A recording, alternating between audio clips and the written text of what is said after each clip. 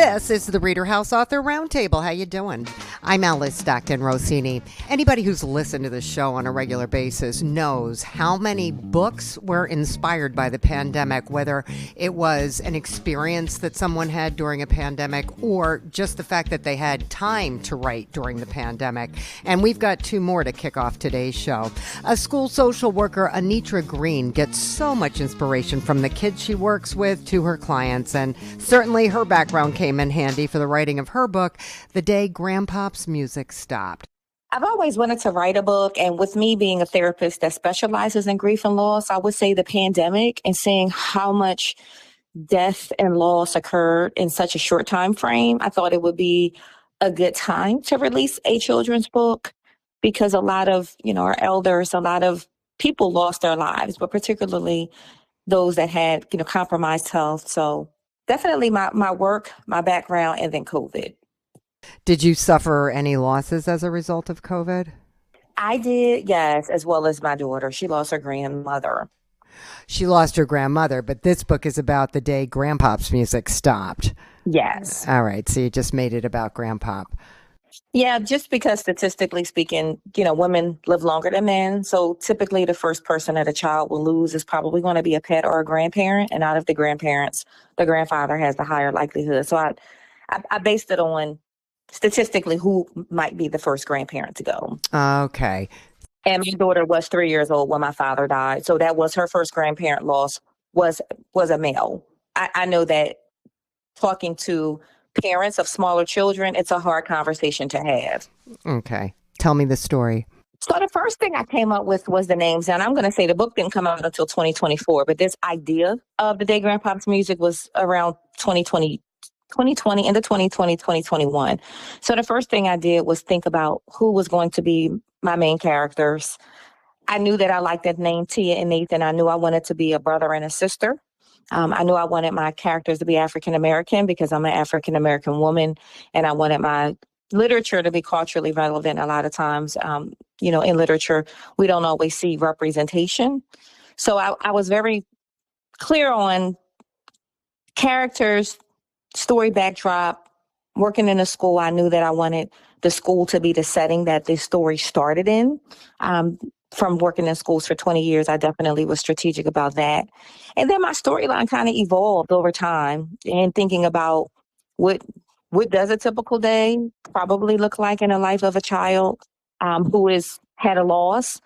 I particularly wanted mom and dad to come pick the children up from school because I wanted to highlight the fact that I think that death is a family conversation.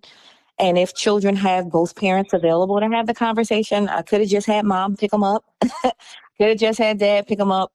But I focused on, mom and dad picking them up from school, telling them that they were there to tell them some news, but then waiting until they were home, in a home setting to have this conversation.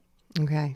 Kids are curious about why they're picked up early because typically when they're picked up early, it's because they're not feeling well and they're feeling perfectly fine. So they're a little curious about why their parents are there. They take them home. They begin to tell them about granddad. He's been in a hospital for a few weeks. And then they describe that he has died. The definition of death is kind of explained in a way that children can understand. All living things die, plants, animals, people. And today, this is the day that this has happened to Grandpa. Then the book goes on for them to describe what grief does to your body, how it makes your body feel, how it makes your mind feel. Then they tell them about, the fact that while people they can hold on to the memories and they create this beautiful memory box that also plays music. It's a music box. And the concept of the storyline came from the fact that children love music. I mean, I think that music is universal and it's something that most people enjoy. Children absolutely love music. And so in choosing the title, because our heart is a beat, I decided to make the heartbeat stopping, the analogy of the music stopping, so that it wasn't, so it's a little bit of curiosity. I mean, when you look at the title of the book, The Day Grandpop's Music Stopped, it is, some kids think it's about a musician. Some people think that, some people get it. The older the children are, they get that it's probably maybe about death, but the younger children, it's kind of, it piques their interest. I get all types of answers. So I wanted the book to be child friendly. I did not want a topic that said death or that was straightforward or morbid or heavy. I wanted it to be light and a terminology that kids could relate to. How old are these kids? So they're 5 and 6, first grade, kindergarten. And I specifically made them that age because the book is geared towards that population. I would say pre-K, as young as 2 or 3, up to about age 8 or 9 is my target population. Okay. And the book is targeted towards really helping to break down what is grief, again, how it affects your mind and your body, and really a tool and a resource for anybody that is supporting a grieving child. So a parent could read it, a teacher could read it, a school counselor could use the book, a church could have it in their nursery. Any and everyone who works with children could benefit from the book. How do kids that young process death? Yeah, they process it in a very interesting way, especially that age that I just mentioned. They are not really aware of the finality of death. So for many of them, they have more of a thinking that the person is gone for a while, but that they may see them again. Yeah. I think the idea of forever is a little complex for younger children. However, the book line, the storyline is supposed to be an example of how to keep the conversation simple in a way that a child might explain or might understand. So in the book, I talk about the fact that Grandpop has died, so that means that we will no longer see him, but that he is no longer able to hear, see, think, feel, and that, we will be able to only see him maybe in our dreams or in our memories, but that we will no longer see him. And that, hey, you're going to miss him, we're going to miss him. But that is very hard to explain to a child. However, they do understand, they do grieve, they do mourn, they miss the person. Their bodies respond to grief as the time goes on and they do not see this person anymore. They go through the same challenges that an adult does. Longing of the heart, sleeplessness, waking up, tearfulness, crying. Theirs just happens in spurts. So, a child may come to school very sad, sit in a nurse's office for 5 or 10 minutes, talk to a counselor, go back, go to recess, play, be fine the entire day. And, the conversation pops up sporadically. Right. But they do grieve. And I think that's the point of the book. A lot of times people don't talk to children about death because they think, oh, they're only 3 years old. They've only here 3 years with this person. They won't remember. And we don't really realize that in real time, children are grieving. They don't have the language, but they're absolutely experiencing the death.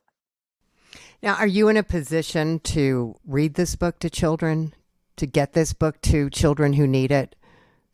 I am. So I actually have done a reading at my local school that I work at one of our school districts. I have read the story in my own school building to a group of second graders. Because I have colleagues that work in schools, I am scheduled to make a few school appearances. And the book recently went into a catalog that is going to be going into schools in the same way that Scholastics does for authors of color. So I am in real time reading it. I've had a book launch already at a library, and I'm getting good feedback. It's just exciting. I love reading the book. The first time that I read the book to a group of children, it was very memorable, emotional, and just thinking, wow, I've been reading other books for children for years as a counselor. I read grief books to kids all the time, but finally I can read my own book, which was a goal. That's wonderful. So it's been amazing. Good for you. Yeah, it's exciting. It is exciting. Anitra J. Green, The Day Grandpop's Music Stopped. Thank you. Thank you. Oh, thank you so much. I appreciate the interview. Take care. Alfreda Gregory is an executive assistant at a North Carolina college who just started writing in 2022 when she was inspired by a situation unique to the pandemic. Her book is entitled A Christian Love During the Pandemic. I've always been an avid reader, and I've always had things in my head, so like people always say, having an imagination. And I just had some thoughts in my head about, during that, unprecedented time, people meeting people. And I kept thinking, how are people going to meet someone, during a pandemic? And on top of that, when we got the executive order to stay away, be away from people, 6 feet. I'm like, well, how are people going to meet if they can't, get close? So, and I just had this thought in my head about, even for myself, I said, what if I met someone and how would we meet, what we would do, just different things. And I just had a thought in my head that I just couldn't seem to get rid of it. So the way I do, I just sat down one day and I just prayed. That's all I did. I just prayed and asked God to help me write a New York Times best-selling novel. It was in my head, like I said, I just couldn't get rid of it. So I just, that's all I did. And I just sat down. I tried writing when I was much younger, and I only wrote like just the first chapter, I only wrote 2 pages. And I didn't like what I wrote because it sounded crazy. And so I just didn't bother. But this particular time, like I said, that first time I didn't pray. I was just, messing around and see what I could do. But I didn't like what I wrote, so I didn't pursue it. But the second time, like I said, I just sat down and just asked God to help me write a New York Times bestselling novel. And asked, to give me the words, the characters, just everything. So, and just words began to flow. So I just started writing. And I wrote 2 chapters and stopped. And I don't have an explanation as to why I did, but I did. And this is, like I say, I'm based on, how I was raised and faith and whatnot. God just put upon my spirit, you need to get back to that book. So I did. And I just continued writing. And I was able to finish up in March 1st, March 1st, 2024. So tell me about Casper and Gree and Dex. These are your main characters, right? Yes. Gree is a woman who had a little bit of tragedy in her life. And she always wanted to own her own business. So she decided to, she was originally living in Virginia, and she decided to move to North. Of course, she prayed about it first and decided to move to North Carolina and open her own temp agency. And she still had family in Virginia. And then as time went on, because that was like late 2019. And then by early 2020 is when she had heard about the virus in China, but it hadn't become a pandemic at that time. But she had heard about it, so she was going to keep an eye on it. And then as they got further and deeper into 2020, it eventually became a pandemic. And so she just continued working with her staff and, just doing what they need to do. And then later that year, she just went out shopping and met this man. She'd always, had faith and believed in love. And when she was younger, about 35 or so, she was engaged to get married, but her fiance was killed. And then she wasn't able to have children. So, so she's a little older, like maybe late 50s. And she just met this wonderful man, but she didn't go there looking, but it just happened. And Dex just wound up being a kind, loving, gentle man. Like, had qualities and personalities that she really liked. He's quite handsome. And Casper is just his grandson, who has a way with words and has his own agenda and don't mind saying things when he thinks, or he repeats what he hears. And sometimes he makes a mistake, but what can you say for a 3-year-old? This is Casper. This is Casper, his grandson. Yes, Dex's grandson. And they eventually began to go out. They did eventually get close to one another, and they fell in love.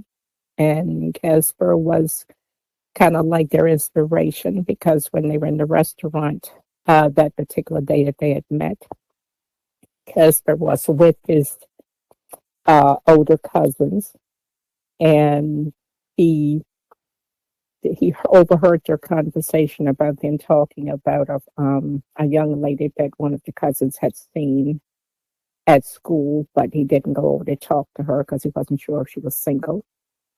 So Casper wanders away from the table, walks back to the back, at the restaurant where Gree was sitting, and he decides that he was trying to ask her, was she single, and did she have a boyfriend? But instead, he asked her where was her little boy. And when she said she didn't have one, and just as his grandfather was coming back to the restaurant, because he realized he wasn't at the table with his cousins, he yells out, he calls him Boom Pa, and he yells out, Boom Pa, her tingle. And so by him doing that, it made the restaurant and people laugh because he was trying to repeat what his cousin said, but he got it mixed up. So he kind of broke the ice for Dex and Gree. And then Dex decided he would ask for Gree's number and decide that they could further discuss why she was still single. That's so cute. Thank you. Have you gotten any feedback on this book? I did get it from, I've gotten from a couple of friends who have bought and have read it, and they've really liked it. And my literary agent and the board really liked it and thought it was well written. And there were parts, and they were laughing at some of the things that had occurred. So I've got some good feedback from friends and stuff who have read it. Any thoughts on, how to draw attention to it? I am just signed up for a book signing in Virginia at the Richmond 4th Annual Black Book Expo. And so that's April 18th and 19th, the 2-day event. We'll have like a meet and greet that Friday night. Great. And then that Saturday's the book signing. Nice. So, and I've also looked at another event, and I've also been in contact with Barnes and Noble to set up a book signing. So I've looked at several places, just getting ideas and trying to set up some book signings. So, you gonna keep writing?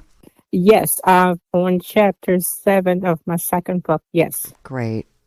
Yes, I've got the love of it for it, and I'm just doing something that I didn't think I could ever do, and so it's really, but each book that I write, I do what I did before the first one. I just whether they all become New York Times best-selling novels, I would love that, but like I said, I grew up with faith and whatnot, and but it's the grace of God, if it's His will that it goes there, but I would love it, but either way, the writing, yes, I have several I'm looking to write, so.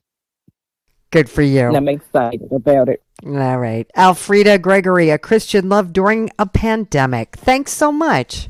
All right. Thank you. A clinical psychologist, Dr. Kenneth R. Starkey, has written papers. Of course, he wrote his dissertation, but Indiana Boy, Memoir of a Psychologist is his first book.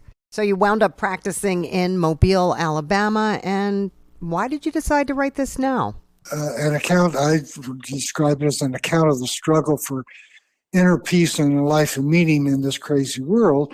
But it came about in part by getting older, in part by the suggestion of my wife and others that, hey, you've had some interesting experiences in your life, and you've had some wonderful people that have come into your life and blessed you, and maybe you ought to share some of that, in large part because I've devoted much of my adult life to helping others.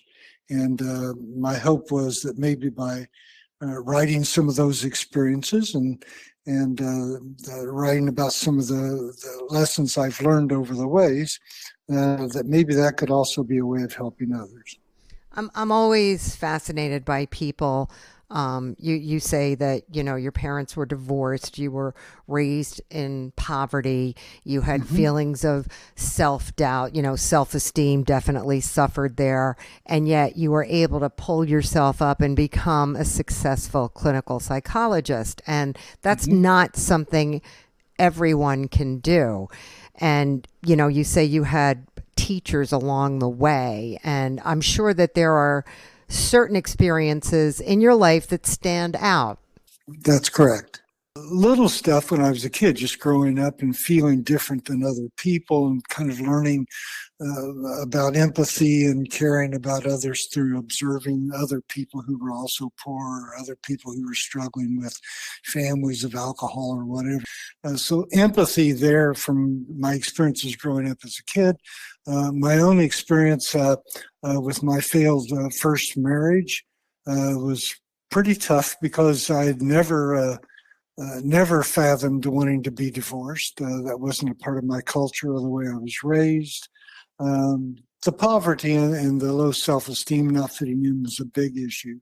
Later on, the just struggles with becoming depressed and going through therapy, and then exploring spirituality as a way to maybe get out of this, and then even later on that, looking into psychology. So all of those kinds of things shaped me along the way, but I really do attribute a lot of my own climbing up, if you will, to some of the people that just happened into my life. And I was just so blessed and lucky to have these people. And it seems like if I look back, my stepfather came into my life at a time when I really needed some stability. Some of my mentors in college and in my doctoral program were good as gold. I had a woman supervisor at a hospital in Pittsburgh who was just amazingly great and healthy in so many ways and kind of took me under her wing. So it really is, and even my wife, I attribute a lot to her also. It's really kind of about the people that in some ways happened into my life. And I always tell people, if I had any part of this at all, it was that at least I was open to them when they came into my life. Do you think that's part of it, that people are in such a bad place that they can't even allow someone to help them? Yeah, I think it is for some people more so than others. I think I had always been encouraged, on the one hand, to strive and to reach out and to try and to be open in those ways, and always kind of wanted to have that kind of connection in my life or that kind of help. But maybe part of it was just a spiritual thing that somehow I was blessed to get. My mom was particularly religious. But even along the way, I think some ways maybe God's just stepped in and sort of said, here's some people. Are you going to take advantage of this or not? And I wanted a different life. I wanted to understand life. I wanted to have inner peace and meaning. And these people seemed to have something that I wanted. And I thought, I can get something here. I can learn something from these people. Talk about an experience in your book that was most significant for you. Well, certainly getting depressed whenever I was struggling working as a banker and having real difficulties with some of the responsibilities and supervisory tasks that I was assigned, and getting along with people. It was just a multitude, though, of small stuff that kind of built up. And then when I got depressed, happening to find my particular therapist at that particular time, who kind of steered me in certain ways, was just crucial. And then from there, I again started studying spirituality. And I lived for a year in an Indian ashram in the Midwest and studied Hinduism and Buddhism. And then I got into studying psychology. And then the people at Duquesne University that had a different take on psychology. Was just profoundly important in my life, some of the professors there. How was it different? It was different in the sense that most of the training from most programs in psychology emphasize, in some ways, observing and kind of analyzing or assessing or dealing with humans from an objective point of view. And more in terms of quantitative measurements and in terms of analyzing data and that kind of an approach. And the approach at Duquesne was much more human-oriented, in a sense more spiritual, although that might not make a lot of sense to some people. But it emphasized that people are forever existing in their world and they're forever making sense of their experiences, and you need to interact with them if you want to help and understand them.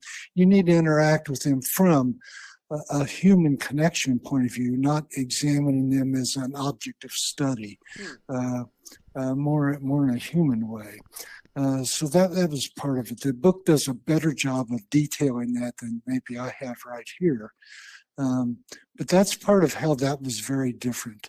They really emphasize subjective input and connecting and not being afraid to enter into the world in some ways of your client to get an understanding of where they're coming from, and providing them with or sharing, if you will, tips or guidance or whatever that somehow works within their world, because their world could be very different from what you had experienced. And you need to kind of be sensitive and attuned to that. And I think Duquesne did a much greater job of emphasizing those kinds of what they call human science elements than certainly I had in my bachelor's program, and more so than what I would get in my doctoral training. What's your greatest hope in terms of, the takeaway for your readers? My greatest hope is that one or two of the readers, or maybe many, who knows, will read this book and say, yeah, there is hope. Yeah, there are some ways out of suffering or out of pain or out of discomfort or out of hard times. It is possible to transcend above some of these struggles that we as human beings all experience. And particularly in this day and age, the last couple of chapters of the book talk a great deal about some of the struggles in modern America with gun violence and teen shootings and school shootings and wars breaking out in the Middle East and in Ukraine, and with COVID, and a number of things that really kind of shake the foundation for, I think, many of our youth of today, right, in terms of what's my identity? Where do I fit into this world? How do I make sense of all this? What are my values going to be? So my hope, I guess my hope is that the book will stir some of that similar hope in others, that it is possible to get answers for some of those questions. Is there a copy of your book on display in your office? Not in my office. There are copies in Barnes and Nobles down here. Yeah. I've had book signings already. I had a couple through Barnes and Nobles. I've got one scheduled through another bookstore down here. I've got a few others in the works. And I've sent out some books to some of the electronic media and a couple of television programs to some people there, and a radio station down here. All right, you're making all the right moves, Dr. Kenneth R. Starkey.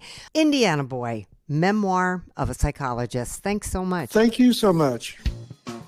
The mother of an 8-year-old girl, Nicole, faced some challenges when she was in the U.S. Air Force, and writing was her only outlet. The experience inspired her book with co-author Madison Devor, entitled Paralyzed Love, Breaking Barriers. What kind of challenges are we talking about, Nick? Like challenges to where I felt like everyone isolated me as I was going through these challenges. And so I just started writing. All I had was God, a pen, and paper. And as I started writing my thoughts and stuff about the things that I was going through, it just, it hit me to realize that writing was also a tool to measure my healing. And so I was like, you know what? Yeah, I'm gonna be honest with you, girl. It was crazy because I remember when I first wrote a couple things in my journal and the tears that was hitting the paper.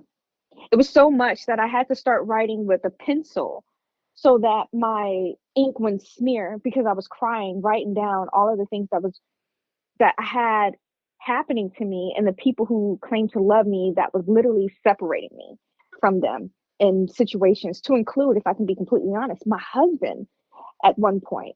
But it was new to him, him not understanding how to help me. But then by the time that I want to say about 8 months, I went through some stuff. By that time, I looked back on it and I was like, oh my gosh, because my faith in God is so strong that the whole time I realized He had me. And I felt silly that I was crying so hard about something that honestly I didn't have any control over, and that I was going to be okay.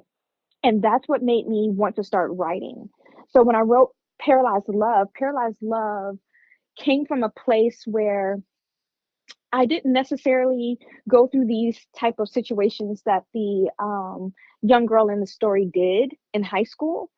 However, I'm in an interracial marriage and I have family drama, all of these things, and what the community would, how they would perceive my relationship with my husband. So I started there in hopes that this book, one day my daughter will go back and read it and be like, oh, she won't be afraid to fight for something that she truly cares about, if that makes sense.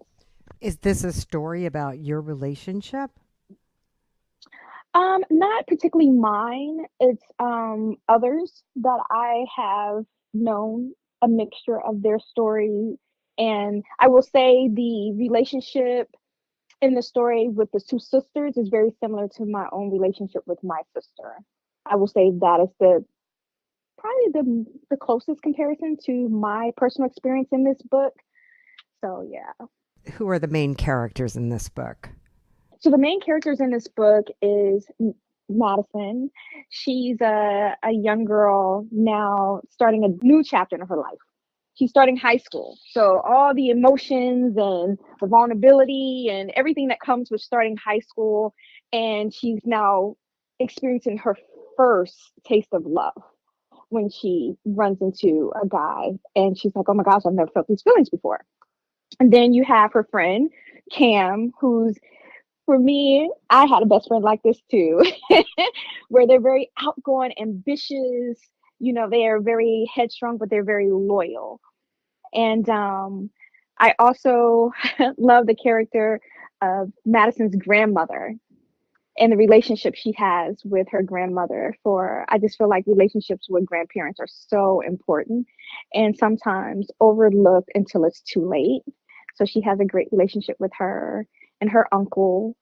And of course, Blake, the boy that she spotted at the mall and fell in love with. I'm assuming that Madison is African American. Yes, she is. And Blake is white. Just one day, she goes with her sister to work, her and Cam, and they go to the mall and they go to a part of town that is very unfamiliar to them. They go to, like most malls where I'm from in Atlanta, they have the basic food courts, they have the basic stores like Forever 21, things like that. But this is her first time going to this side of town where the mall is like extravagant. It's like Gucci and Coach and all kind of stores that you will see in some pretty major malls. And while she's there, her and her friend are just having a great time. And then they see Starbucks. And they've never drank coffee before, none of that. So they decide to go in to get some Starbucks. And I think the funny part when I was writing this is I remember the first time going to Starbucks with a friend, I felt so out of place because everybody in there seemed to know exactly what they wanted, how they wanted, and I'm like, okay, I'll just take a coffee, black, Right. whatever it is, I'll just take that. So when I was writing it, I kind of giggled because they go in here trying to act as if they know what they're doing and they have no clue. So they just order something on there. And as they're sitting and having their coffee, she noticed a group of kids another group of teenagers in the mall, and that is when she saw Blake. But she just noticed how for them life seemed so simple, so easy, so carefree. And but as she was taking a look and observing them, she noticed that he was actually looking directly at her. And that's when their eyes met. What's the conflict here? Well, there's more than one. One dealing with the race. Black, white, classism. You know, obviously he probably comes from a family that has maybe money, things like that. Also community, social acceptance. Like her wanting to get to know this boy, but this boy is not a part of the culture per se. And how would that work? You know, how would she actually, you know what I'm saying, pursue him? And then would he even like her because she is Black?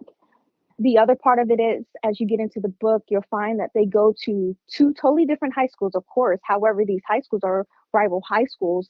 And it just makes matters worse for her because the people at her school actually know him from playing football. And it just makes it very difficult for her to navigate what that looks like.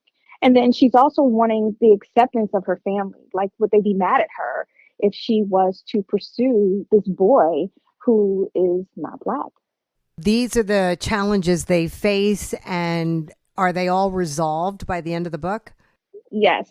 There's some twists and turns in there, but everything in the book is resolved in the book.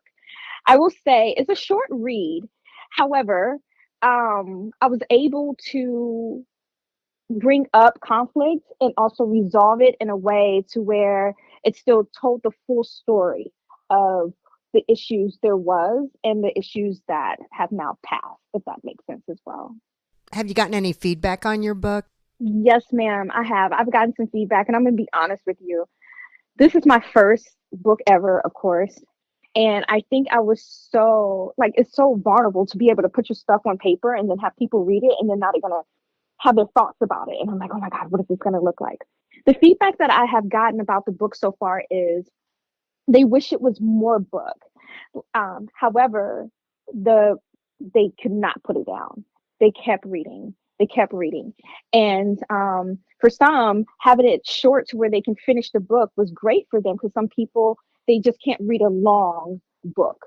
It's harder for them to keep going back to it.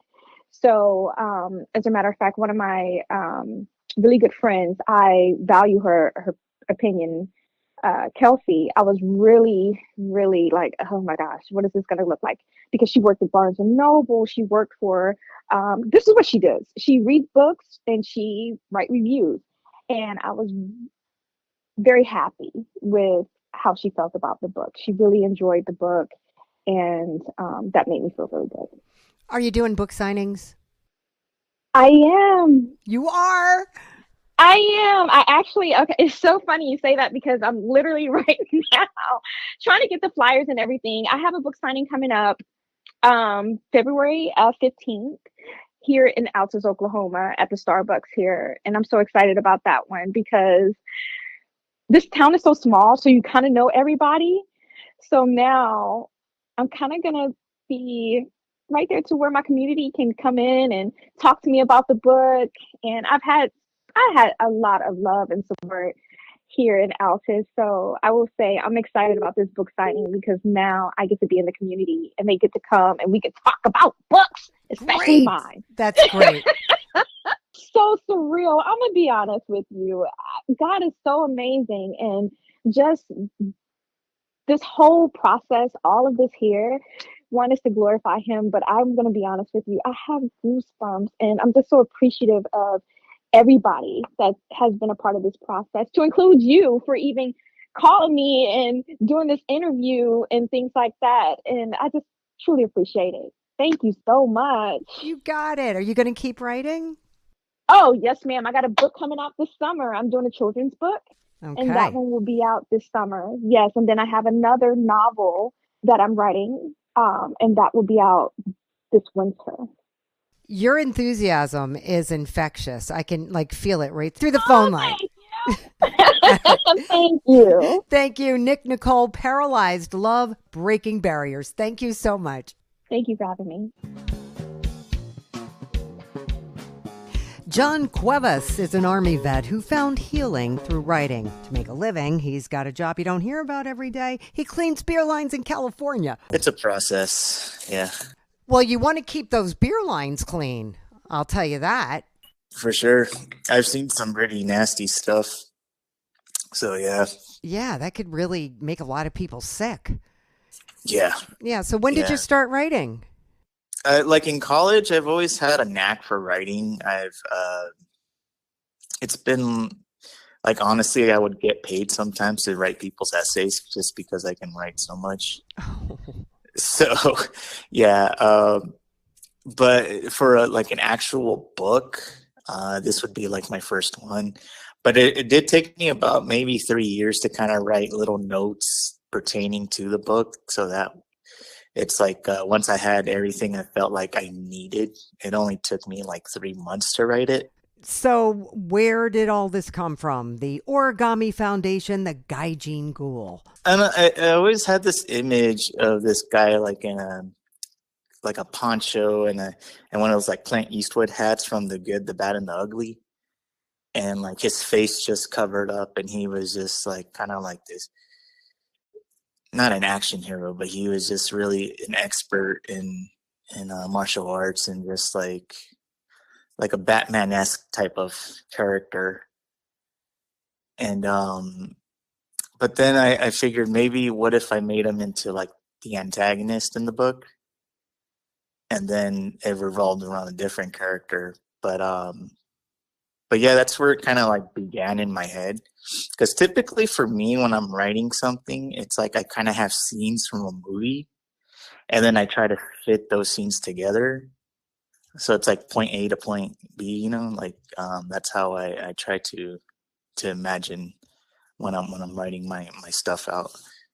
Okay. So this guy, tell me about this guy. Michael DeSantos is just this guy he's kind of real straightforward. Probably rubs people the wrong way because he's direct. He doesn't really play around or mince words. So he kind of has his, head on his shoulders. And a lot of why he does things is just, I guess he has a lot of love for the people around him, as far as his niece and his caretaker, who he met on the streets back when he was a teenager. And so he kind of just keeps people close to him, and that's like his whole world. So like he was against wanting to come back to Los Angeles because of an event that happened many years ago, and it just, bad memories. But he was kind of put in a position where, he didn't really have a say-so. So he tried to make the best out of that situation. But he's haunted by a mistake that he made? What happened? Well, I feel like if I were to explain that too much, it would kind of give the book away, as far as like, twists and turns. And but it does have a lot to do with the Gaijin Ghoul, as far as, the mistake that he made many years ago. What is the Gaijin Ghoul? We do have factions in there, as far as like different types of gangs, affiliations. The Gaijin Ghoul is basically the only member of that group that's not of like Japanese origin. So basically, to be in that group, it's like you have to have the same ethnicity, but being that he's just so good at his job that they were like, we'll get this guy in the group anyways. So the Seaside Ghouls decided to, or more of the head of the Seaside Ghouls decided that, I want him in my group. But he acquired the nickname through the other members, the Gaijin Ghoul, because Gaijin means like foreigner. So in Japanese. So that's where he got the name from. Is just, his moniker. So he just goes by the Gaijin Ghoul. What do you want the reader to take away? I guess even the best intentions can be misconstrued. Like, no good deed goes unpunished in a sense. Hmm. It's just, sometimes there's mistakes you commit in life, and it's just, coming out on top by accepting what you did or confronting it in a sense. It can lead you to kind of like inner peace, or just, dealing with those regrets. Coming out positive on the other side of that, just, confronting your regrets and trying to fix those wrongs. Right. Yeah, better to face the music than keep running from it. Yeah, Yeah. exactly. Have you gotten any feedback? I've had a few friends read it, but one friend that's actually like by chapter 5, he's really into it. He really likes the characters presented in the first 5 chapters so far. So I'm a U.S. Army veteran, so it's like it's with my PTSD and all that kind of makes it hard for me to like reach out in a sense. Okay. So yeah, I'm trying to figure out maybe social media or something, because I have put the word out like on my social media to my friends that my book is available and whatnot. You going to keep writing? Yeah, I'm actually trying to do some research right now on like the Prohibition era. Mm-hmm. It's more of a noir, like murder mystery that so it'd be like a whole different genre than what this one would be. Mm. Yeah, so I'm like I said, it's like I have these images in my head that I like to kind of play through and then take notes. It's basically like you just throw a bunch of sand in the sandbox, and then from there you just kind of build your castle, Mm-hmm. your sandcastle. So it's basically the idea. It's like I just throw these ideas into my little notes and then see what I can use. And if not, then it's like I could probably use that stuff for another book. Sounds like you're going to be doing this for a while. Yeah, honestly with as I mentioned before with my PTSD, it really does help kind of focus my thoughts. It does bring like a lot of happiness and hope while I'm writing this. So it works out my brain in a sense. That's great. Very therapeutic then. Yes. Yep. It's been said. That's what writing does. Yeah, and so when I was younger in high school, like I used to write a lot of poetry, and I think that's where it kind of really started my writing. But then, like over the years, I kind of took a break from writing, and I used to even sketch too, and took a break from that. And now it's like I'm trying to, I guess, get it back. How long were you in the service?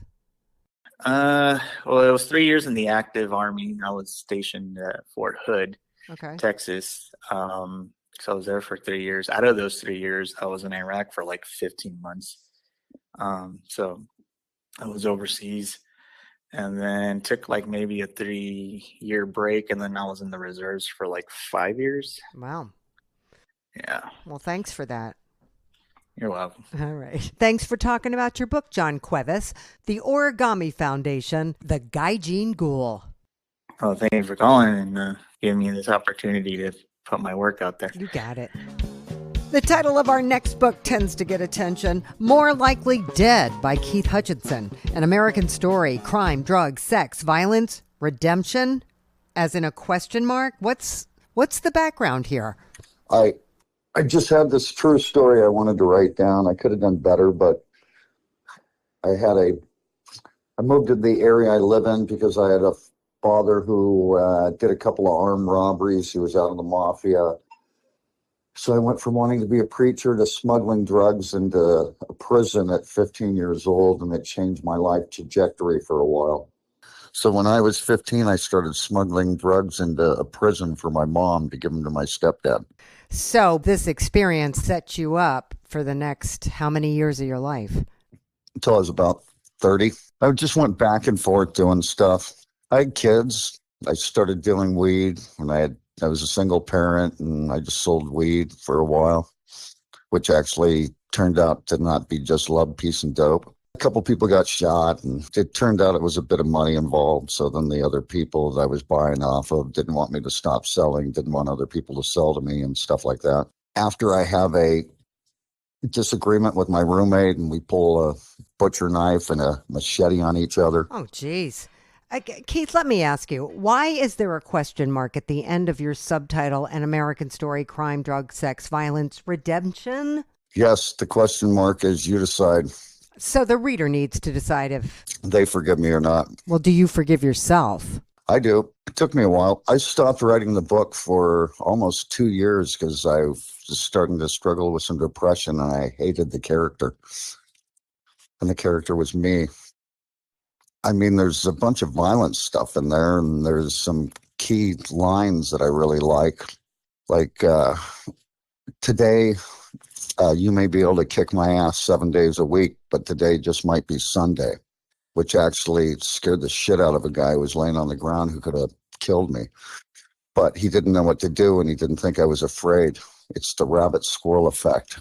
So he ended up getting on his motorcycle and leaving, and there's someone who could have, I was horrified of, could have swept the floor up with me.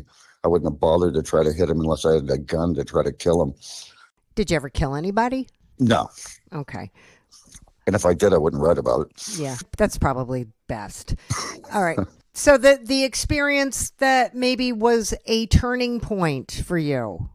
When the Atascadero and the San Luis Obispo County Narcotics Force kicked in my front and back door of my place, my house, right after my future wife, who wouldn't date me because I dealt weed, had walked out with her girlfriend.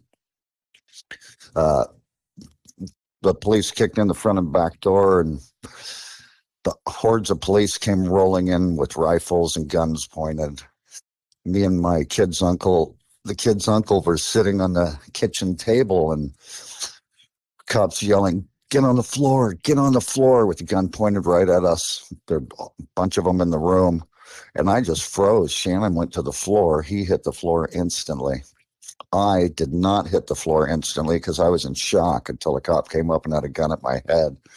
And I went to the ground. Then he stood on my chest and held the gun against my head, which I've had a gun against my head before. And he was, screaming, "Don't move." Well, they put me up on the couch, and I was sitting there, and I had 2 boys that I was raising. And I mean, I was just selling weed. I had besides that, it was just a normal kid's life. I helped at the school. I coached the baseball team, stuff like that. I mean, everybody knew me. Everybody liked me. Nobody knew, the normal people didn't know I sold weed, and it wasn't legal back then. Right. So, but when I sat down on the couch and I was in tears and crying, I prayed to the Lord, which I'm not a real religious person. It's not a religious book. It's not a non-religious book, but I didn't start just going to church every day. But I grew up in the church wanting to be a preacher. And I prayed and I cried and I cried. And I told the Lord I would never sell any weed ever again in my life if he would let me just take care of my boys. And I write in the story how I get out of it almost 100%. It's insane. I'm supposed to do 3 years in prison, but I end up getting out of it, and some fluke thing because of a lawyer or a judge who normally doesn't sit through those cases. And at that point, I went to work, learned heating and air conditioning, started a business later. There's a lot to that. Ended up marrying that one girl who walked out of the house who I had a crush on but would not date me because she had 2 kids of her own and would not date someone who sold weed, but really liked me. So once I stopped doing that and started working, but that was it. You're lucky to be alive. This really is a story of survival. I also write the last 2 chapters, basically, they're the more positive chapters that talk about how I started a heating and air conditioning company. I had a $500 truck, and the door was welded on. I had to climb in and out of the window. I had ropes I used hose clamps, and then I ran ropes through them. That was my seat belts because my wife wanted me to have a seat belt. And I had a $5 soldering iron I got from a swap meet. And if you're doing heating and air conditioning, you have to make all the chase caps and saddles for the roofs and solder them all together. You have to make all the plenums and the boxes I had no equipment for that. Right. So at a mobile home, I used to take a 2x4 and I'd smash it with a 2x4 and I'd make boxes and I'd make everything over my deck by smashing metal and bending it with a 2x4 until I could finally afford to buy a brake. And then finally afford to buy a truck that didn't cost $500. And within 5 years, I had 15 guys, 9 trucks. I never graduated high school, never had any business experience, never took out a loan for anything. A few years later, we're doing $2.5 million a year. One of the biggest companies around this area. And we have an amazing reputation.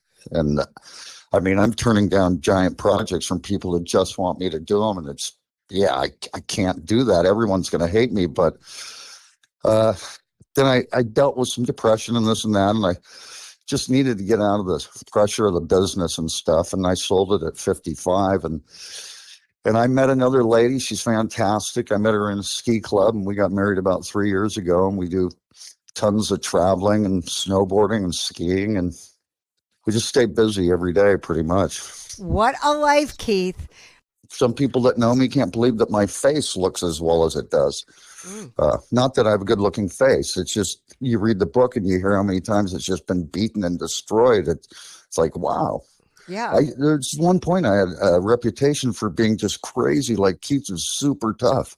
It's like, I'm only super tough because no one can seem to kill me. And now all of a sudden I'm a badass. Well, Keith, you definitely have some story here, you know, and hopefully you can find a way to do some grassroots promotion. I know you've had some issues with social media because the title raised some flags, the content raised some flags, but don't give up because it's also a story of overcoming your past and building really an exceptional life for yourself. I don't feel like it's a waste, just in the way that it's something I wanted to do and I did it and it's done.